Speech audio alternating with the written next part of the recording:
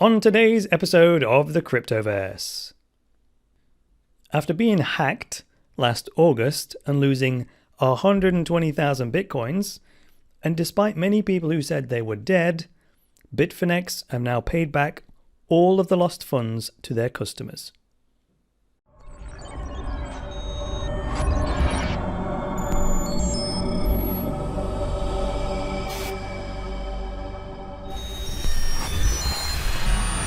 Hardware wallets are the only way to truly store your cryptocurrency securely. Ledger provide a range of devices to suit all budgets and preferences. Check out my review of the Ledger Nano S by clicking on the link in the video description below. Hi there guys, and welcome to the latest episode of the Cryptoverse, your regular dose of news and commentary on Bitcoin, cryptocurrencies, and blockchains. I'm your host, Chris Coney. Today's the 4th of April 2017. Let's get right into the market roundup. So right off the bat today, Ripple, after a huge weekend gain, has now done a little bit of a correction here, dropping 15.35%, putting it near enough, let's call it 4 cents a coin. But still a good market cap of 1.4 billion. And Ripple remains in the third position by market cap by a long margin. It's a good $1 billion ahead of Dash. Litecoin continued having some good days here, up 5.58% today. Yesterday it gained almost 20%, and now that's 5.5% on top of that.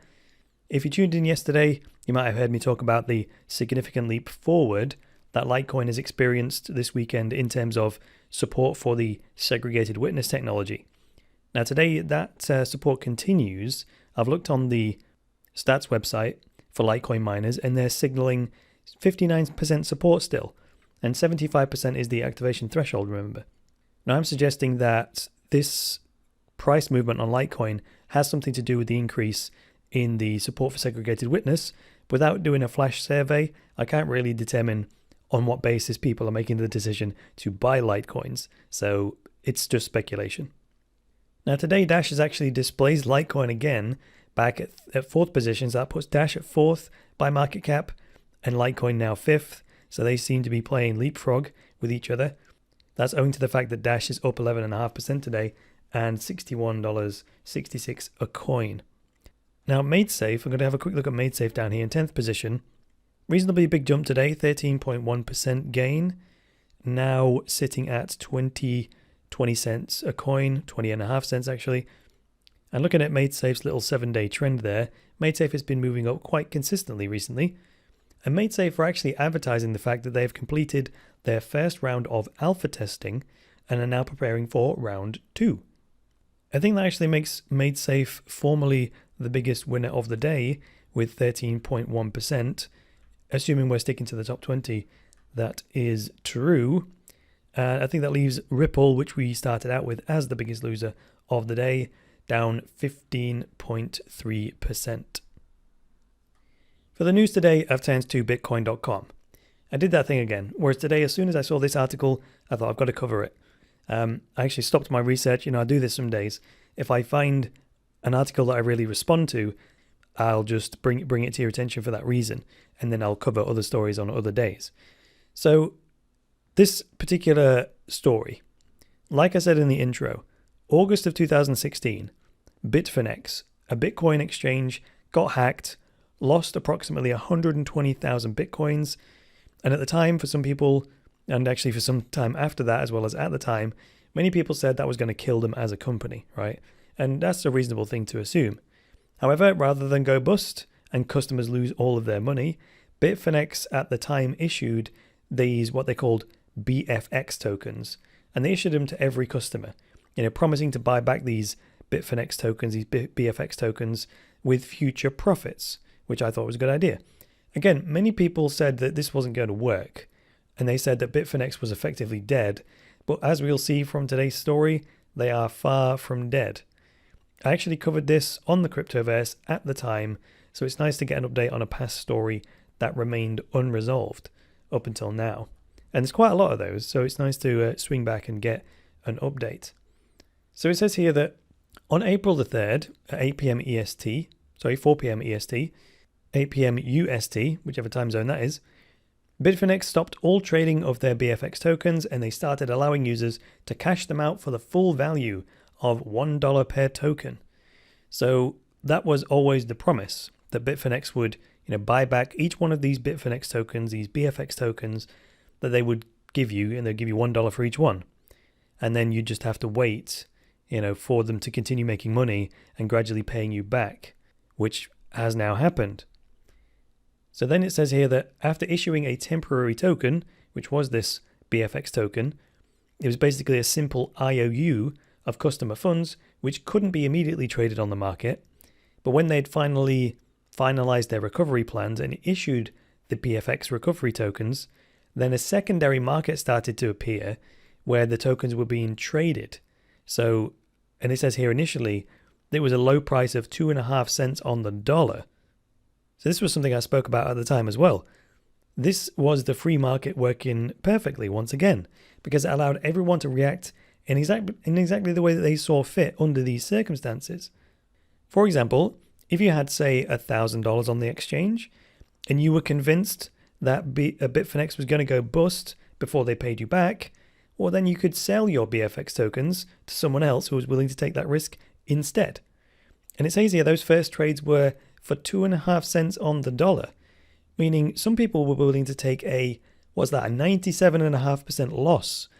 That would be rather than risking a 100% loss. So that works out to what? $25. So I had the choice at the time. I could either, if I had $1,000 on the exchange, I could either get $25 back immediately, or I could sit and have the possibility of getting the full $1,000 back, but that would only be a possibility, right? Possibly not. Now, of course, the person who buys my IOU from me at that time for $25, having waited until now, well, they made a very nice profit since the exchange has now redeemed all of these IOUs at full price. So they would have bought my IOUs off me about 8 months ago for $25, and they now get to redeem them for $1,000. Pretty good. And also, bear in mind, I'm only using $1,000 as an example here. At today's Bitcoin price, the total amount of those IOUs works out to what? $138 million. Now, of course, not everyone would have sold at that 2.5 cents on the dollar. Not everyone would have sold at a 97.5% loss. So as it looked more and more likely that this Bitfinex token would actually ended up being worth $1, then the market price would have got closer and closer to $1. Because, why would you sell it for any less if you didn't have to? And of course, the more solid that Bitfinex's recovery looked, well, the more likely it was that you would be able to redeem the token for $1 anyway. So why would you sell it for less than $1, right? You'd only do that if you were uncertain about their survival. As it actually goes on to say here, it says, however, rumors circulated that BFX tokens were just a scam to buy more time for Bitfinex, and Bitfinex had to constantly reassure token holders that their plan would eventually work, and that this day would come. I'll tell you what I would have done. Given that I would only have put on the exchange an amount of money that I could afford to lose, I would have held on to my BFX tokens, and I would have trusted that I would get my money back. I'll ask you, what would you have done in this circumstance? Let me know in the comments below. And maybe you're even a real Bitfinex customer. If you are, please let us know in the comments below. How did you respond to this situation when, the exchange got hacked and they gave you these BFX IOU tokens?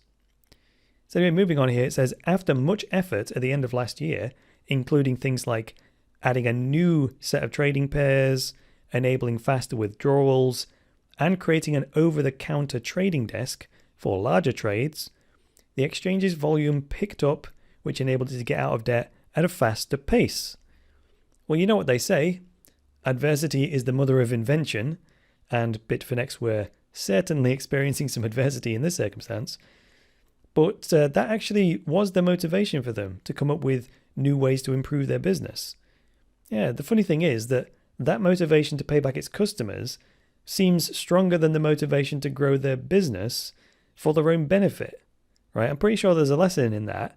It kind of highlights the difference between when a company is focused on profit for itself and when a company is focused on achieving an outcome for their customers. In this case, it was making their customers whole and avoiding any of their customers losing money. And then it rounds itself off here further down in the blue by saying, Bitfinex also gave itself some credit for, quote, making the decision to reduce our reserves in favor of this opportunity, close quote. Well, there again, that to me sounds less like a company who wants to please their shareholders at all costs. Yeah, I can imagine shareholders preferring them to just, continue paying back their customers gradually over time. But from what it says here, it seems that they decided to just, get the remaining customers paid back by using some of their own cash reserves. Well, whatever their decision-making process, I say good for them. A good job, great job, well done. And while I'd rather not see this happen again, it is a brilliant example of how to handle it if it does. So thanks for joining me today, guys. If you liked this episode, hit the like button. If you disliked it, hit the dislike button. Please leave me a comment below with some feedback and get subscribed. And please support the Cryptoverse and boost cryptocurrency adoption by going to cryptoversity.com/podcast and becoming a patron. From a few dollars a month, you can secure Cryptoversity's future, get unlimited access to all Cryptoversity courses, and access a private patrons-only chat group where you get direct access to me. That is all for today, guys. I'll be back tomorrow with another episode of the Cryptoverse. So until then, it's me, Chris Coney, saying bye for now.